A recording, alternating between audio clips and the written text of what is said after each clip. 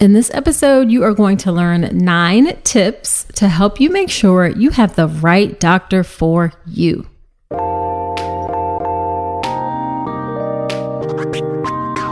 Welcome to the All About Pregnancy and Birth podcast. I'm Dr. Nicole Calloway Rankins, a board-certified OBGYN who's been in practice for nearly 15 years. I've had the privilege of helping over 1,000 babies into this world, and I'm here to help you be calm, confident, and empowered to have a beautiful pregnancy and birth.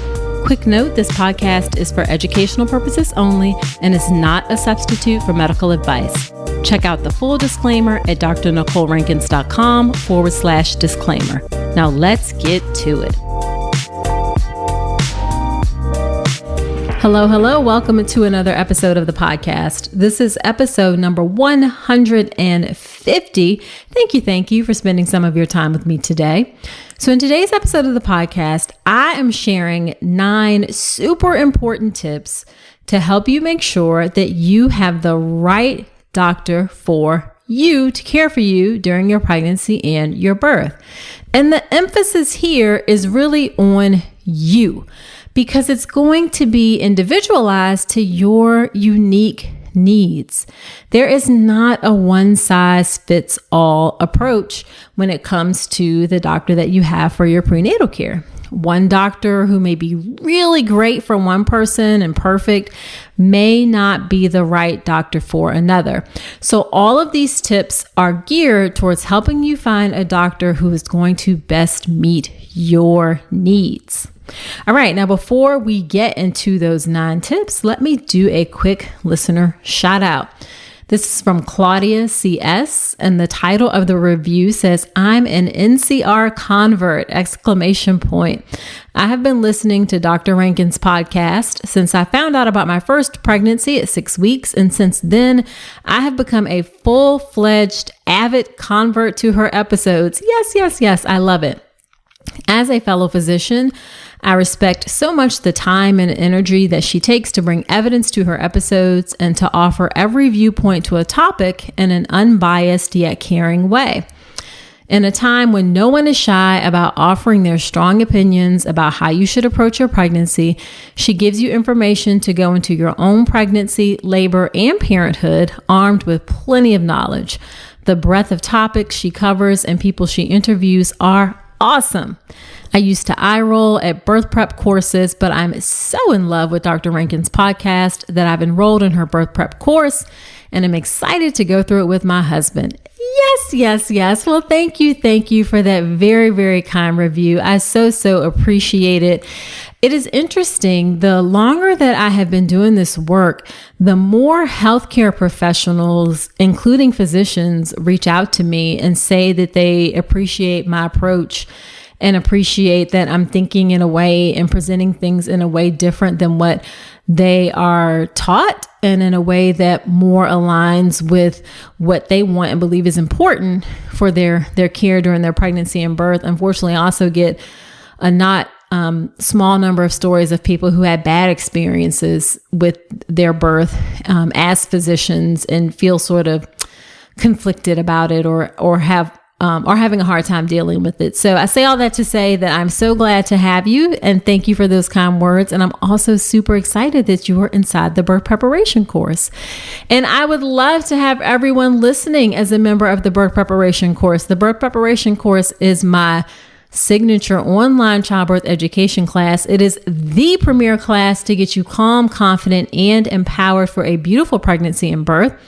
You can check out all the details of the birth preparation course at drnicolerankins.com/enroll. And just real quick, inside the birth preparation course, I use my unique 5-step beautiful birth prep process to get you ready for birth. And step 1 of the process is to set the tone for your birth. Before you learn anything about labor and birth, you really need to get your mindset right. Your mindset is so important for your birth. You need to get your support lined up. Step 2 of the process is where you learn all of the details of labor and birth. You'll understand what's happening in your body during labor and birth. You'll understand what happens in hospital birth, what is evidence-based and what is not. You'll understand how to push, how to avoid vaginal tears, great stuff in step 2 of the process. Step 3 is where you prepare for the possibilities. Birth is an unpredictable process, and the way that you ride that unpredictability is to know the possible things that may come and know what questions to ask if they do come. Step 4 is prepare for the postpartum period, because you need to start getting ready for postpartum while you are still pregnant. It doesn't have to be overwhelming, but there's definitely some great information there to help you get ready for those first 6 weeks, what to expect with healing in your body, some tips for breastfeeding, what to expect with your baby, warning signs to look out for after birth. A lot of people don't realize that a full 60% of maternal mortality actually happens after birth. So you get those warning signs there. And then step 5 of the process is to learn how to make a birth plan or birth wishes that work to actually help you have the birth that you want. So I am so passionate about the work that I do inside the birth preparation course, all of my work, period. And it goes along great with the podcast to have you super extra ready, prepared, and again, calm, confident, and empowered for your birth. You can check out all the details of the birth preparation course again at drnicolerankins.com/enroll. Woo! All right. That was a mouthful, a good mouthful, y'all. Come join me in the course. All right. So let's get into those tips for making sure you have the right doctor. Okay. So tip number 1 is that you do not have to stay with the same doctor who you've always been with. Okay. The same doctor who did your yearly exams may not be the best doctor for your pregnancy. You may really love this person. You may have connected with this person. You may have been with this person for years, but the way that they approach those annual exams can be completely different than the way that they approach pregnancy. I'm not saying that that's likely. I'm just saying that you need to be aware of the possibility. I have seen this happen where people were like, oh, I love this person during my annual exams, but during pregnancy, they had a whole different take and philosophy towards pregnancy that wasn't really in line with what they were looking for. So that same person, again, may not work. Okay. So just be open to understand that that could potentially occur. And it's not personal. You know, sometimes things are just a little bit different depending on the setting. Okay. So related to that is tip number 2. You do not, I repeat, you do not have to stay with a doctor once you have started with them for prenatal care. Sometimes it may take a few visits before you figure out that someone is not right for you. You know, you may not notice that on the first visit or even the second visit. It may not come up until you have a discussion about something in particular, or you've just realized over the course of the care that things weren't quite right for you. So it doesn't matter how long you've been with that person. It doesn't matter if you were with that person before your pregnancy. If they are not meeting your needs, you don't have to stay. As a matter of fact, you should not stay. And you can change doctors up until the very end of pregnancy. Okay. An extreme case, I had a couple of birth story episodes where people fired their doctor at the 41 weeks, and someone else who fired her doctor during labor. I do not suggest you do that because that is very stressful. And it definitely gets harder the further along you get to change doctors. So you want to do it as soon as possible if you realize that something is not a good fit. And something that I have also realized recently that I didn't realize before, or that I learned this from a conversation inside of the Facebook group for the birth preparation course. That's another thing you get with the birth preparation course, is an amazing community. And of course, you have women in the group who are going through it with you as well. So inside the community, someone brought up that her doctor's office required that she pay her whole insurance deductible up front. And then they refund you any extra after that, or anything that's left over after the delivery. And I was like, what? I never heard of this before. So I took the question to a Facebook group that I'm in. And actually, it's not uncommon that a doctor's office may charge you what's your insurance deductible in the beginning, and then they'll refund you. And the reason that they started doing that is because a lot of times they weren't getting paid the insurance deductible after the baby was born. So this was kind of a way to ensure, that they get paid for their services. So I totally get that. And I'm getting to a point, and a lot of practices do this, and you have to make that payment of the deductible by 28 weeks. So I say all that to say that if you know that the doctor is not right for you, then you definitely want to make that change early so you're not stuck having paid all of this for the care, and then you have to go to another doctor and maybe pay again, all of those kinds of things. So if the doctor is not working for you, do not stay. Okay. All right. Tip number 3 is to ask for recommendations from friends, from online communities. But I want you to be intentional about the way that you ask. Okay. It's not just, who do you recommend for OB? Okay. I want you to be specific and intentional about the things you ask. Okay. So you want to ask from women, or you want to ask women who are similar to you if you can, right? So for example, say you want an unmedicated birth. It's great if you can talk to someone who also wanted an unmedicated birth. They may not necessarily have had an unmedicated birth, but you want to know how supported they felt in those desires of having an unmedicated birth. Another example, say you know that you're someone who asks a lot of questions, that you have lots of questions about things, and you want to say, hey, how was your doctor when you ask questions? When you ask questions, did they respond in a way that you felt was useful for you? Okay. So if you know you're somebody, you're going to have a lot of questions, then ask, okay, how was your doctor when you ask questions? You want to find someone, ideally, maybe who recently had a baby, like within the last couple of years, because they can give you some more recent or current experience about working with that physician. And on a similar note, maybe somebody who recently had their first baby, because I know that when you're having your first baby, your needs during your prenatal care may be different. The second and third time, after the first time, the second and third times tend to be like more routine, you know what to expect. It's a little bit different. So definitely try to chat with someone who recently had their first baby. Okay. And then some other specific questions that are great to ask. How was the doctor's bedside manner? Did they listen? Did you feel respected? How did they make you feel? And that's going to vary. Like some people want someone who you feel like a connection with. Some people are like, oh, they were all about business, but I knew that they would take care of me if they needed.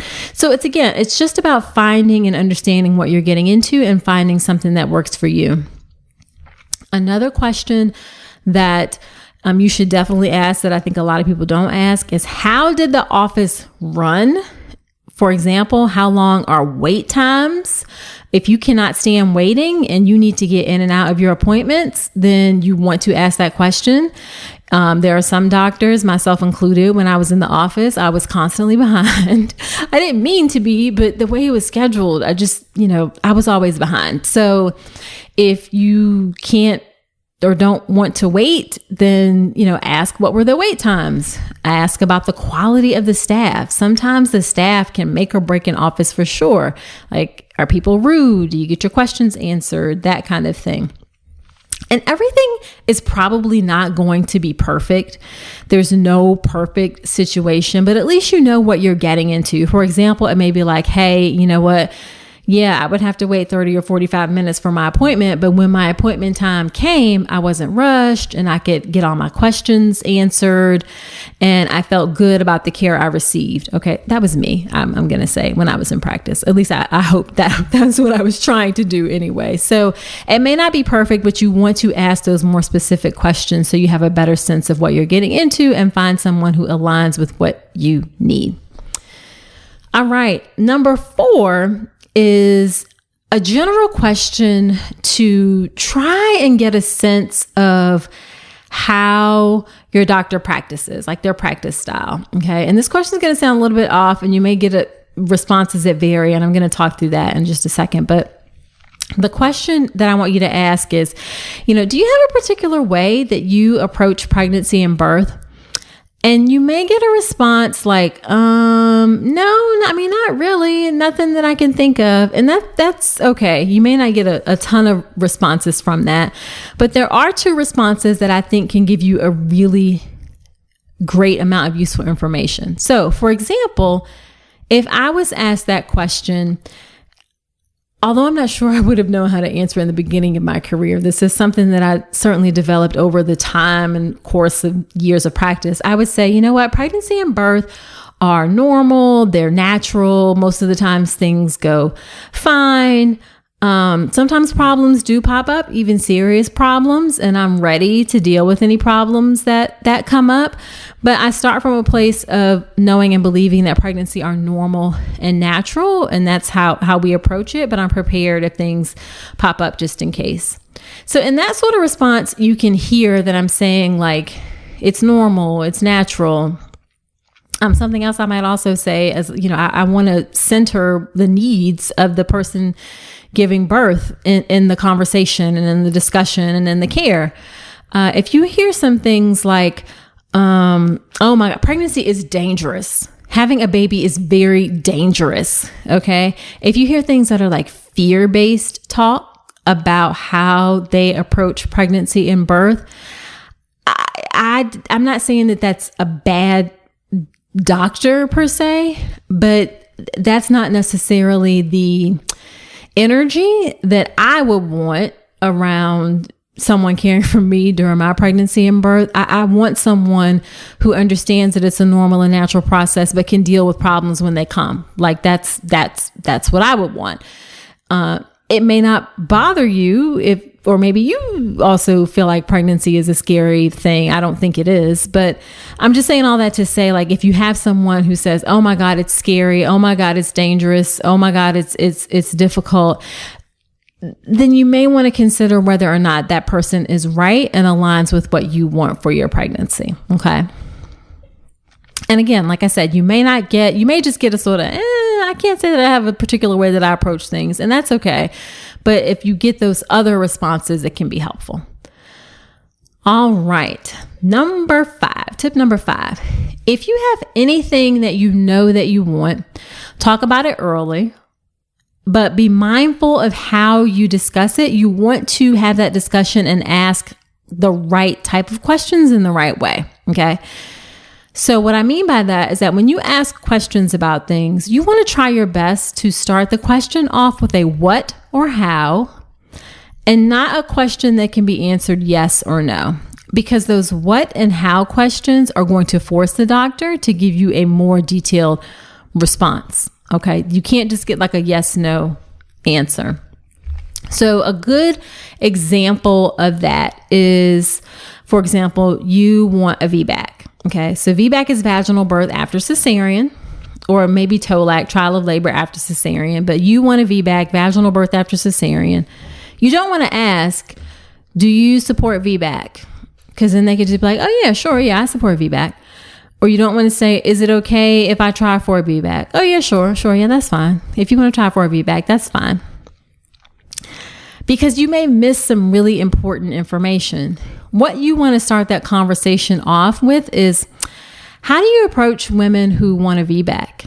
So when you say, how do you approach, then they're going to have to give some thoughts or give some answers on how they approach things. Things they may talk about are like, oh, sure, Vbac is fine, but I don't do it if you have more than one cesarean, or I don't support labor induction with Vbac, or I believe you have to be delivered by a certain amount of time. Or they may say, oh, I'm fine with Vbac and I support it if you want to be induced. Or it should just be more of a conversation. Now, in the topic of Vbac, you really should have more questions as you ask and more specific things, so you know that the person is supportive.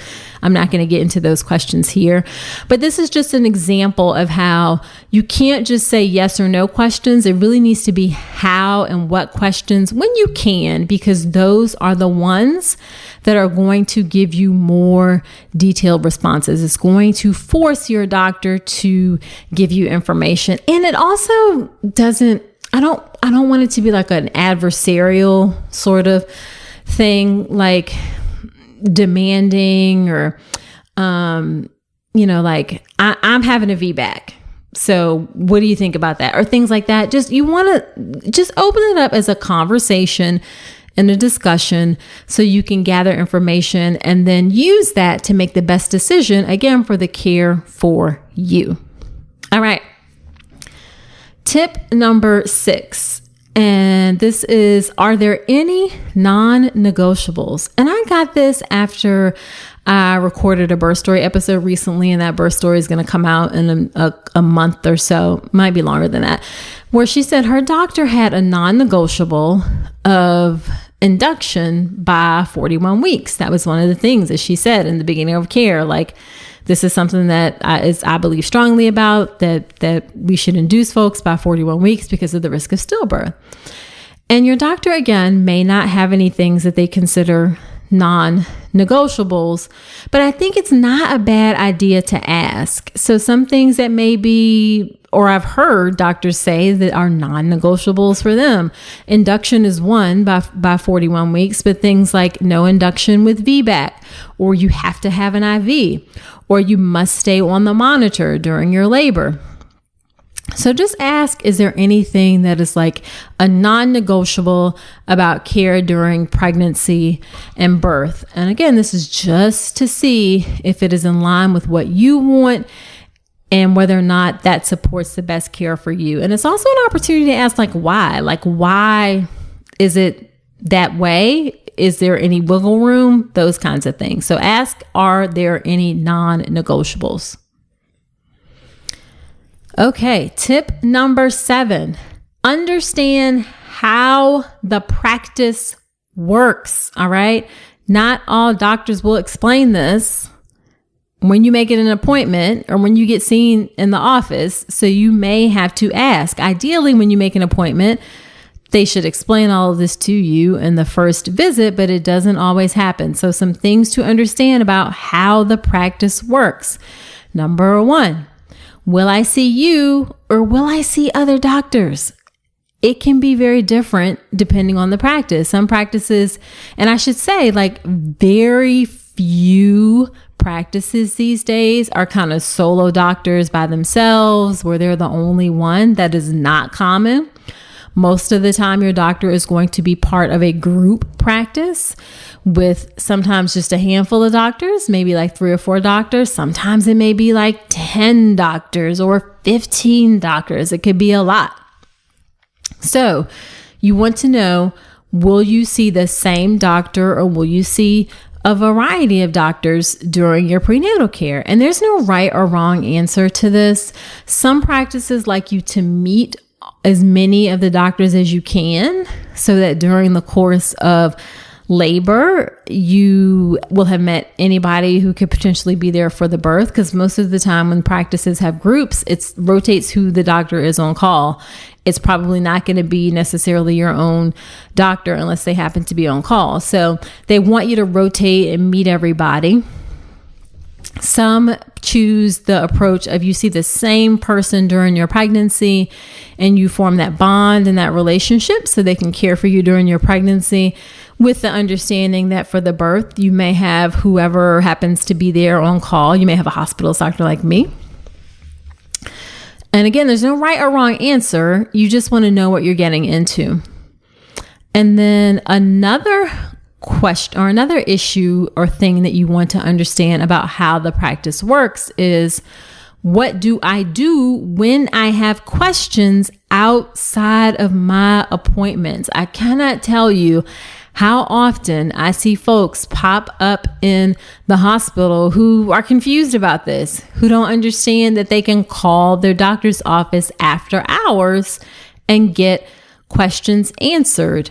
Or they may call their doctor's office after hours and not get a doctor. They may get connected to a nurse who kind of triages and decides what to do based on the responses. So you want to ask what happens when you have questions outside of your appointments.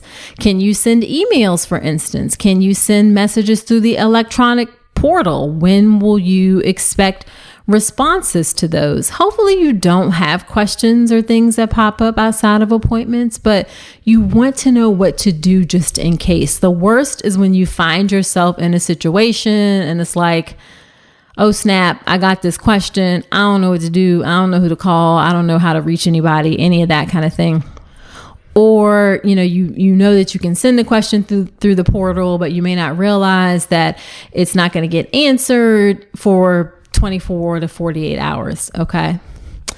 And another question that I want you to ask is, what happens if I need an urgent appointment? How typically can I get an appointment if I have an urgent issue? It is not uncommon necessarily that it can be a challenge, especially for a busy practice, for you to get an urgent appointment. It may be that they're just going to tell you, you just got to go to the hospital to get seen. And I'm not saying that that's bad, but going to the hospital is going to be a lot more and potentially more expensive. So ideally, you would love to have a situation where they say, hey, if you have an urgent appointment, we can typically get you in that same day or the next day. So you just want to have an idea in the back of your mind how soon you can be seen if there's an urgent appointment. If you need an urgent appointment. Hopefully you never need an urgent appointment, but you just want to be prepared just in case. All right, tip number 8, and this is one that a lot of people don't necessarily realize. You are not just choosing a doctor, you are choosing a hospital too, okay?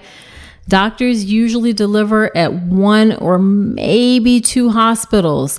So you are not just choosing that doctor, you are also choosing the hospital where they practice as well. So if you have any particular desires about where you want to give birth, then you definitely want to ask where they deliver. They should tell you this information, but they don't always tell you that.